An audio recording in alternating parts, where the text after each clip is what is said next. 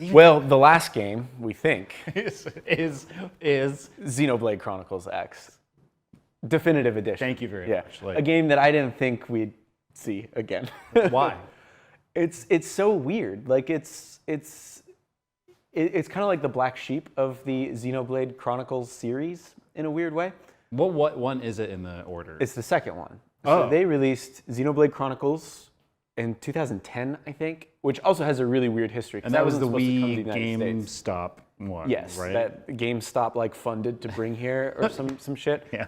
And then there was Xenoblade Chronicles X, which came 5 years after. And For the Wii U. For the Wii U, which I don't think a lot of people played. Probably because it was on the Wii U. Probably because it was on the Wii U. Also because it's weird. I mean, I'll get into why it's weird in a bit. Okay. And then 2 years later was Xenoblade Chronicles 2, which is not necessarily, I mean, it is, the lore's weird. It is way more of a sequel to 1 than... Well, it is called Xenoblade Chronicles 2. Yeah. And then 3... Oh, there's a third one? There's a third one that came out 2 years ago, or 3 years ago. And all those fit together in a convoluted, kind of fun way. Okay. But then there's X. And X, people have fan theories of how that fits together. And I think Do you have your own theory? No, I don't. Okay. I didn't think that hard about it because I didn't play it originally. Okay, so you've played all the others. I've played all the mainline ones Except for X. Except for X. So this is your first time with X. This is my first time with X. So you're a fresh baby-faced. Mm-hmm. Yeah. Are there 2 protagonists? There's a lot of protagonists actually. But one of the weird things about, not weird, it's so, I don't want to keep saying it's weird, but it's just very different from the other games. Xenoblade Chronicle weird. But you create your own character. Okay. So you start the game, you create your own character. I don't think your character really has a voice. If they do, it's just like grunts and stuff like that. Can you do it? No. I'm not falling for this. Damn, this is all you do. You just show up and get can you do impressions of it? Like, come on, just do one. No, that was good. Okay, yeah. All right.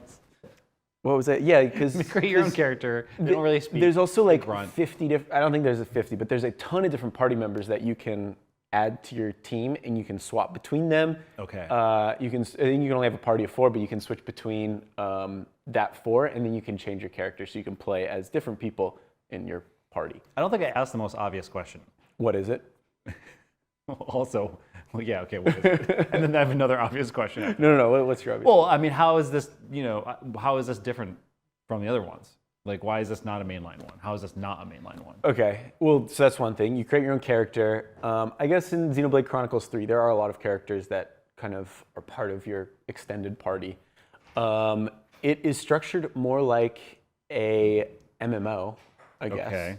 So for those familiar with the Xenoblade Chronicles game, the combat feels very MMO. There's a lot of cooldown meters, and you're like queuing up moves, not necessarily queuing up moves, but you're like... Is it like a rotation of moves? It's a rotation of moves, so it's like, okay, you want to hit them with, I think, break and then topple, and then these are like different categories of attacks that like can knock enemies over, do a lot of damage.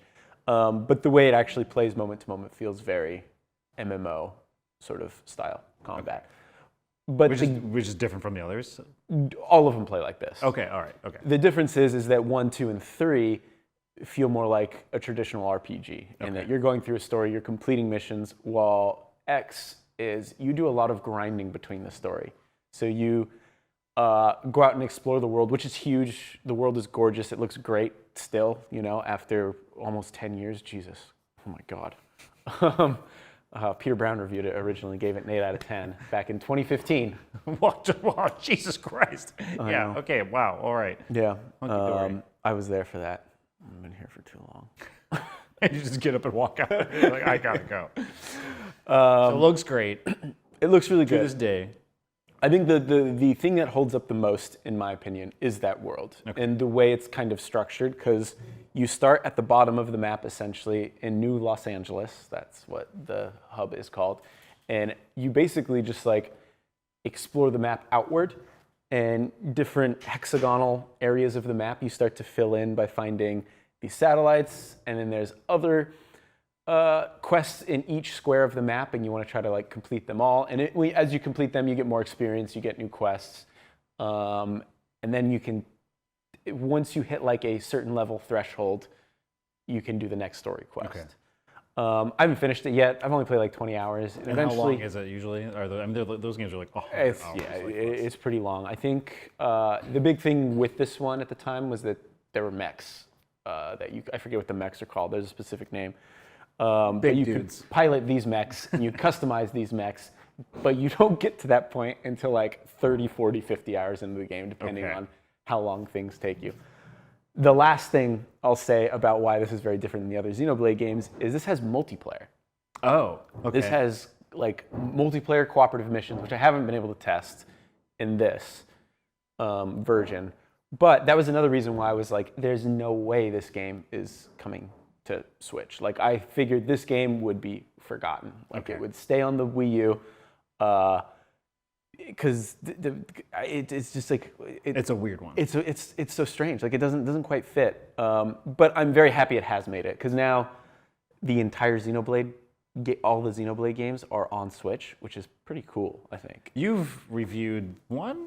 I reviewed the definitive edition for 1 and 3. So you reviewed 3. And I was gonna review this one, but I didn't have time for. Well, but you're here, and you play a few hours of it. But like in any case. Like, I have not played these games. I've always had a mild interest. I see the hair and the collars and the big weapons, and I'm just like, yeah, maybe one day, or maybe not, probably not. Doesn't seem like a Kurt game? A Kurt game. But you did, like, the fact that it takes like 30, 40 hours to get to a mech seems like some esoteric, fucking nonsensical shit that I'd probably be like, I'm into it. I defend that. I mean, I would say, like, if you came up to me and you were like, which is Xenoblade Chronicles game I should play, I would say none. Oh, but cool. If you were like, that's not a good enough answer, I think I might say X because I feel like that one, like it starts out and there's like story, but I feel like the story kind of takes a back seat, at least based on what I played, because there's those moments of grinding between story missions. Right. I mean, there's still a story. I think it's pretty dull, and I think part of that is just because of how it's paced, because I do like Xenoblade Chronicles 1 story and 2 and 3 as prolonged as those stories are. There's like a good pace to them that I enjoy. It's like junk food kind of. Okay. Where do you think this fits though in the in how people can? I mean, does the Xenoblade trilogy? Are they necessary to play all 3 to like grasp the story? Can this one be X? Standalone? I think X can be standalone. Okay. I mean, I think they all can be standalone in a way. But they do connect, and it is some harebrained, like... Okay. Yeah, I mean, yeah, I won't get into it. But in it, the Wii U, was like, only sold like 11 million units or something like that, and like, who knows how many units of the original Xenoblade Chronicles X had sold, but now this is on a platform that has over 100 million units, and now has a much broader audience to be able to dig into it, and probably people who have maybe most likely never played a Xenoblade game. Yeah. But you as a freak, no, you're not really a freak. I'm a freak because you didn't play X. Okay. But now you are. Yeah. Now you're freak factor, X factor.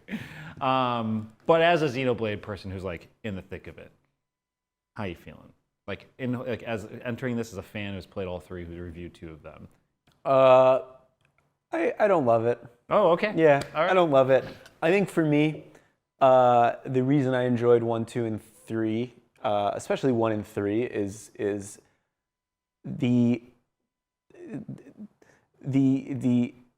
especially 3. The combat in 3 is so good, and I enjoyed that story quite a bit. 1, the combat is good, but it feels a little basic, and the story's I don't think quite as good as 3. There are moments I really like in that one. This one, I don't know, it doesn't have that same flair, and I think part of that has to do with the fact that it's 10 years old. Yeah. And I think coming off of 3, that like was the best version of that combat that they've done by far, in my opinion. Not even by far. I mean, I think 2 had really great combat too, but like 3 is a new standard. Yeah, playing 3 and then going back to this, and there are some like unique mechanics that this brings, like you can like, most of your attacks are on cooldowns, but you have like a bar that lets you use them again, so you don't need to wait for the cooldown. Okay. So it has some unique mechanics that I think are kind of interesting, but... And you haven't even experienced the thing? I haven't even... on the front cover of that game. I haven't even experienced the next. I'm going to keep playing. But I do find that really Like there's something It's amazing funny. that's like it's like putting a car on the front cover of a game, and you do not drive a car for at least 50 hours in the game, and then you finally it's like Grand Theft Auto, but you can't get in a car. Yeah. They're all locked. You I won't break the remember- windows. You won't break the law.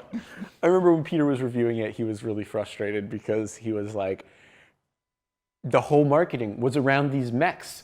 The cover has a mech. I'm pretty They're sure I've supposed to be seen mechs. only mech gameplay. Yeah, that's when all they were I've showing the seen. game of mechs at the time, and then you play the game and you are on the ground for 50 hours. But I kind of like that, and it's why that's I'm the going thing to I keep do. playing because I do want to see how the mech stuff kind of comes into play Let me see if your opinion changes, maybe. and see if my opinion changes.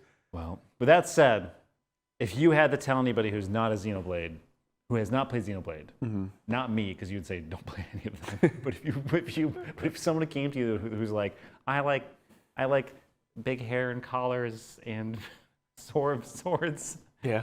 that look like they're made out of plastic. I tell him to get some help. That's it. Thank you so much for being here, Jake Tucker, and talking about the Xenoblade games. I don't want to know what one anybody should start with at this point. One definitive edition. Oh, for well, one. you interrupted me for that one. Yeah.